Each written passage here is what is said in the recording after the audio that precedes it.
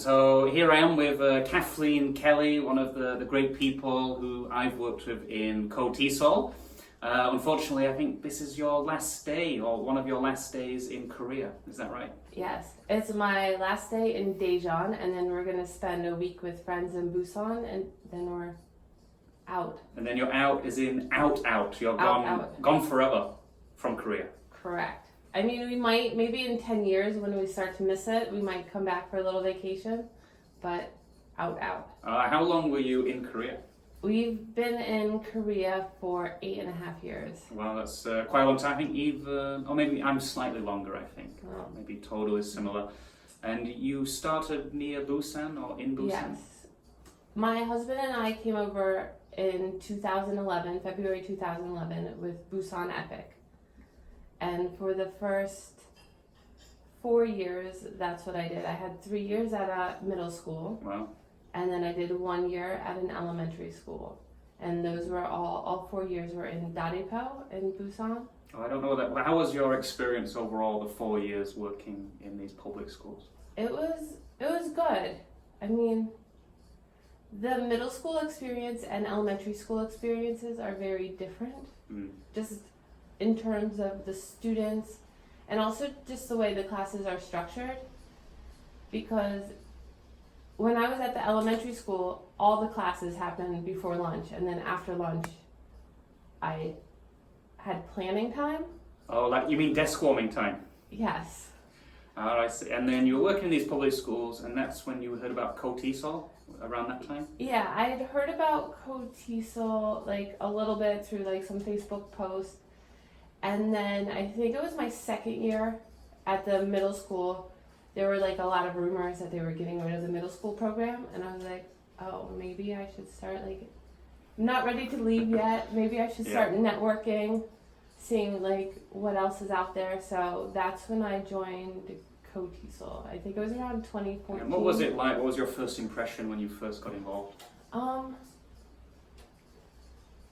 It was kind of a lot. Well, I had a friend, Jackie Bolden, who was very Oh, I active. knew Jackie. Yeah, she was a big name, I think, in KOTESOL. Yeah, she was quite active.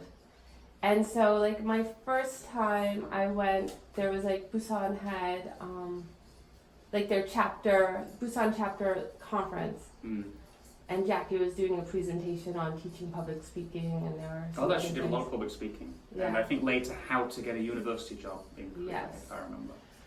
So, that was my first KOTESOL experience. Back then, Bradley Searle was the president of Busan KOTESOL, and he was very welcoming and charismatic, so I had a nice time. But, like, I would say my first few months at KOTESOL meetings, I felt a little overwhelmed. Like, I'd have to, because I was never trained as a teacher. I did do that, like, online TEFL certificate before I came to Korea. Oh, so you did some online kind of work, online component, and then you went straight into the classroom. Yeah. So, like, I would go to KOTESOL meetings, and then I'd go home, and I'd have to, like, search, what is pedagogy? Like, That's that big word. Nothing. I was just like, people keep saying pedagogy. What does that mean? And I was like, oh, it just means, like, teaching. And so you became, I guess, a KOTESOL member. You were going to these workshops, and then how did you get involved in the admin side? Like a natural progression, was it? Yeah, there was the president we had, Bradley Searle. He went back to Canada, and then Chris Miller was our president, but he got a job in Seoul, so he ended up leaving the chapter, and then they needed, the vice president became the president, and they asked me, would you be interested in filling the vice president And you role? were chomping at the bit, I can't wait, I want to do this. And I was like, do I have to do that much work? No. Yeah, so I was like, all right, I'll do that. And then I liked it, but I was working on my master's degree at the time in marketing and communication. Ah. So when the next election cycle came around, I ran for secretary and like started the Busan chapter newsletter. Wow. And like did a bunch of stuff like that. And then I eventually became Busan chapter president. And how long were you the chapter president? I think I was the chapter president about 1.5 years or so, and during that time, because our elections were in November, but then like a lot of people changed jobs in March, So I ran for president, I was president, and then I got a job in Andong. Oh, so you moved to a completely different city. Yeah, so then there was a while, there was like half a year or whatever when I was president in Busan, so I'd like plan weekly monthly visits to Busan to do the chapter meeting and do all that stuff. So and you were then, doing this master's in marketing, yes, is that right? You were the marketing and Busan president, communication. and then somehow you got involved in publicity. How did that come about? Actually, I got involved in publicity when I went to my first national council meeting, when I first became Busan Chapter president. So you start to hear about these other positions and things like that. I went and it was my first time at the meeting, and there was just so much going on. People, at that time, Lindsay was trying to... So it's Lindsay Harron, she was the president? She was not the president. Not at that time. I think she was still membership officer. Pather? Oh, yeah. Pather. He was the... Pather Callahan, I think. Yes. He was the national president at that time. But Lindsay wanted to expand on the KOTESOL slogan, because it was KOTESOL, teachers helping teachers. Yeah, that's and right. she's like, teachers helping teachers what? Doing what, yeah. Yes, like, how are we helping? So that's, at that meeting, there was a lot of discussion about adding the learn, share, succeed. Oh, yeah, I've seen that, yeah. Yeah, teachers helping teachers, learn, share, succeed. And there was a lot of discussion, should it be succeed, achieve, like there were learning and sharing we were down with, but then like that last Achieve word, or succeed. And Yeah, you settled on succeed. Yes. Why succeed? I think the reasoning was that succeed is like a broader spectrum. Like achieve is like achieve what? Like a specific goal, but succeed But success, is succeed, more it kind like of broad. people understand straight away, Yeah. I guess. So that was, and that's when I met Lisa Bellamy, who was then publicity chair, Yeah. and she was like, "Oh, you're working in marketing, you're like studying this, you should join my team." And so that's how I got involved. And then And what kind of things did you do with publicity when you got involved? I did a lot of, at first I didn't do that much, but like Lisa would call me and she'd be like, "We need to make an ad for this." So she was like, I'd get the poster for the like national conference, and she'd be like, "We need an ad for the call for papers or pre-registration." So I would just like add some words to that. I'd be like, "Call for proposals closes this date." So That's how it starts. Usually you do a little bit and it just grows and grows and grows and grows. And then when Jamie was conference chair in Jamie Carson yeah. in 2016, I was the publicity director for the international conference, and I designed the cover for I designed the poster for that conference, and I did a lot of other stuff. I think that's when I started the speaker spotlights, like leading up to the conference. You were the one who brought those in. Yes. Yes, because they're very, very interesting. Yeah, I did it because, like I said, I wasn't trained as a teacher, so I didn't know who any of these invited speakers were. Like, I understood other people knew who they were, and they were big names. Well, to be honest, even though I've done a lot of teaching, I go to a lot of these KOTESOL conferences. I did my kind of 1 month CELTA equivalent training, but even now if I see like Rod Ellis, or even back then Scott Thornberry, maybe we know kind of what they were doing, but I wouldn't be able to link it to their name. Whereas the speaker spotlights, I think, really help. So, yeah, because I figured there must be a lot of other people like me who, like, don't know who these people are. Yeah. So I was like, if there could just be, like, a paragraph that says who they are, why we care, and what they're going to talk about. And why you should go to the conference to watch them, so that's why I started the speaker spotlights, and so I think it was useful. You did publicity for a number of years. Yeah. And then you became eventually the conference chair, the international conference chair. Yes. So you in started 2016. You started as a co-chair and then you became the chair. Yeah. Is that right? So in 2016, is that right? Yes. 2016 at the international conference, I was the publicity director, and nobody was running for co-chair, for international conference co-chair. So I decided, you know what, that would look really good on my resume. Yeah. I want to change careers when I move back to the U.S. So I was like, I'll just write my name in. So I wrote my name in, and then the person who was running the nominations and elections desk let other people know that I was a write-in You're in candidate. the running, yeah. Yeah. So enough people wrote my And name you got the job. that I got the job. Yeah. And by becoming co-chair, that means the next year you will automatically Yeah. become the chair. So I was the co-chair for 2017 and then the chair for 2018. And was that quite a little bit nerve-wracking, knowing you're going to be a chair of this huge conference the next year? Yes, it was very nerve-wracking, but there's such a great team of people on the International Conference Committee. So, like, I knew, like, Dave Schaefer handles the finances and the invited speakers, and I knew he would stay on. So I didn't have to stress over invited speakers too much. And other people handled the program. So I just had, the conference chair, I had to answer, like, a lot of questions. Like, people had, what are we doing? And I had to do the conference theme and have, like, the big picture idea. And what was the theme you settled on? I settled on the theme, focus on fluency. Oh, that's right. And why that theme? What stood out for you about that one? I wanted to do a conference theme that was, like, practical and useful for people. Like, I felt like the last few conference themes had all been about, like, 21st century and, like, technology and, I don't know, just a lot of very kind of general, broad themes. And I feel like fluency is something a lot of language learners are striving for, and it's something we want to help our students achieve. And there's just, like, a lot of questions around fluency, like, how do you grade fluency? Like, By choosing that theme, you got two very big speakers coming in for your conference. We had Stephen Crescent and Scott Thornberry were our big plenaries. And then we also had a lot of great people as other featured speakers, like Jill Hadfield. She could have been a plenary speaker. She's that caliber. We also had Kim Ki-hoon, which I was, like, very excited he came, because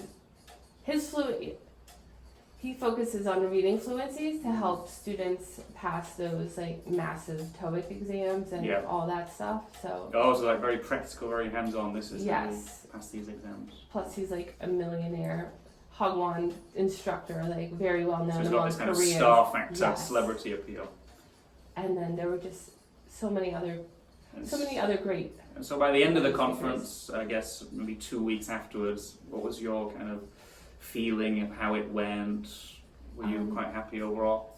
Yes, I was very happy with how it went. We got a lot of very good feedback from our post-conference survey.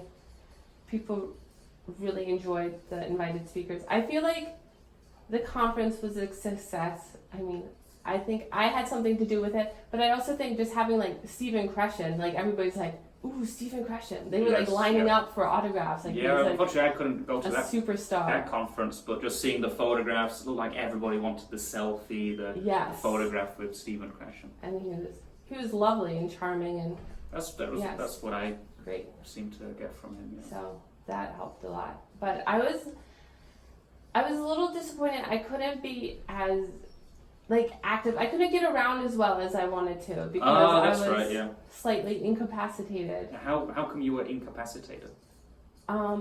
That summer in August, I ruptured my Achilles enjoying a cultural experience. I was trying netball with my friend. That's a cultural experience. Yes, because we don't have netball in America. Oh, really? You don't have it?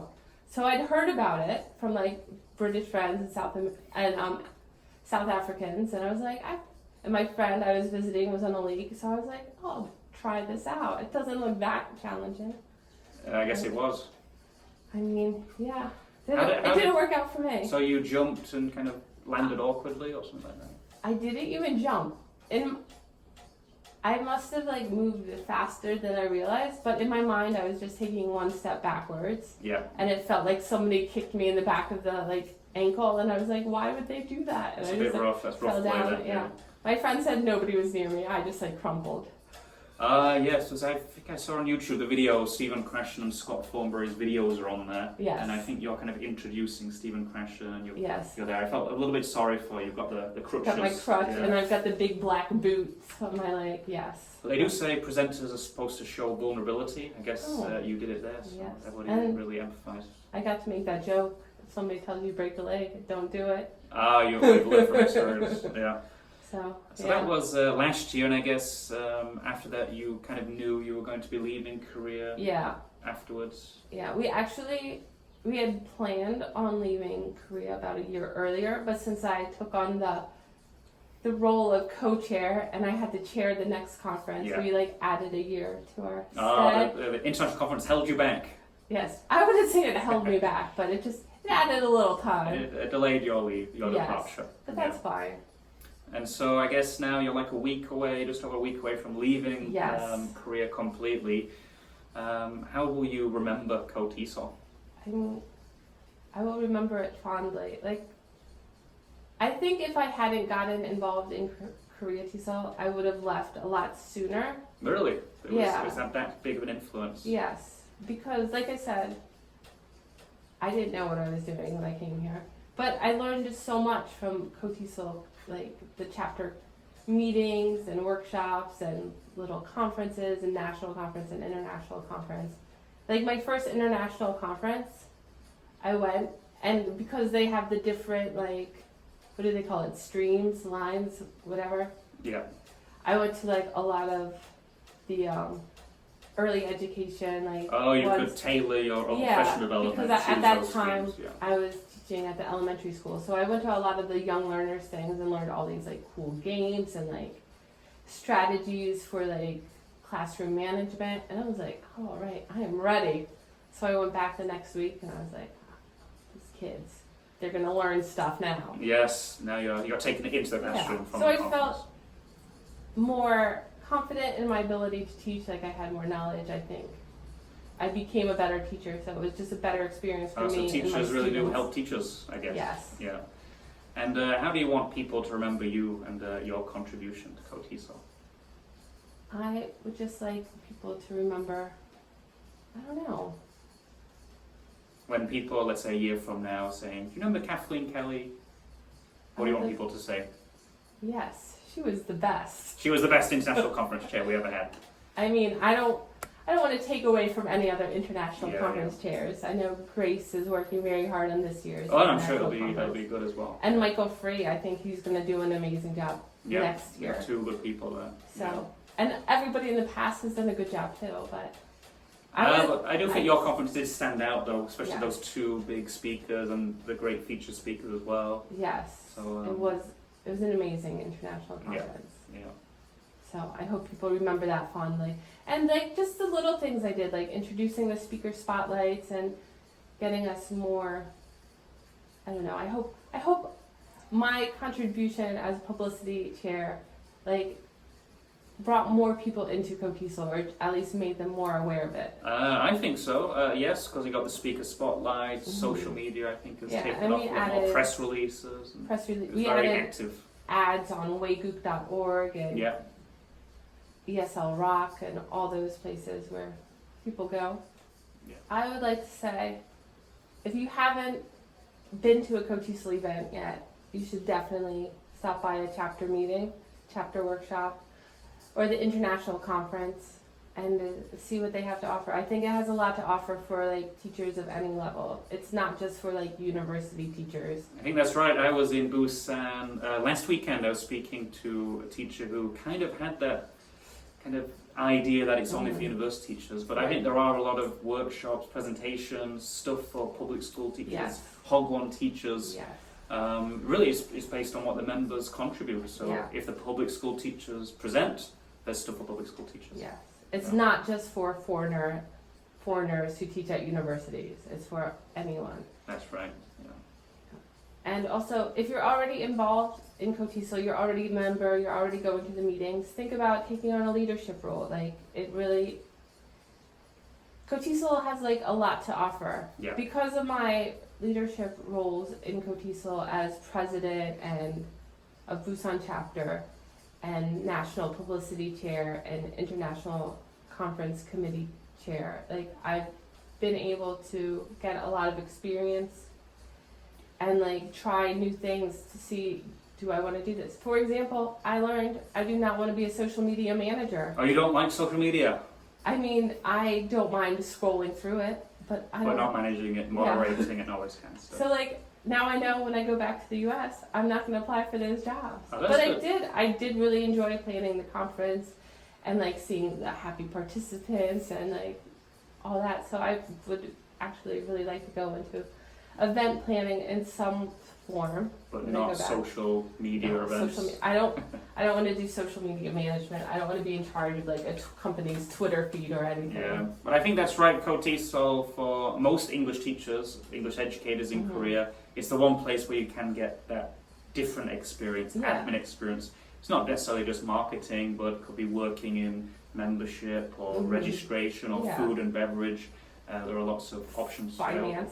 Finance, pretty much any skill except teaching, you can get involved behind the scenes. It's a great way to keep like old skills sharp or like develop new skills. Yeah, and if you do have ambitions in the future of, let's say, leaving the profession of teaching, going into something else, on your resume you have this great KOTESOL experience. Absolutely. Half my resume is KOTESOL.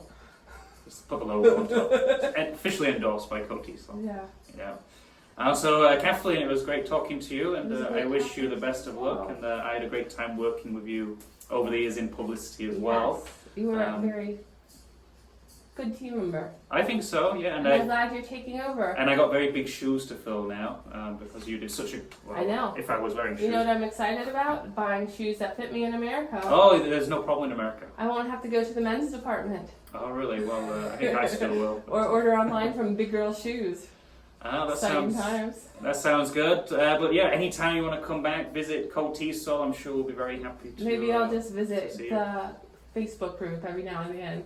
Facebook, don't forget Twitter, LinkedIn as well. We're all over the place. So. I'll do that. So best of luck, Kathleen. Thank you very much. Should we shake hands now? Let's shake hands.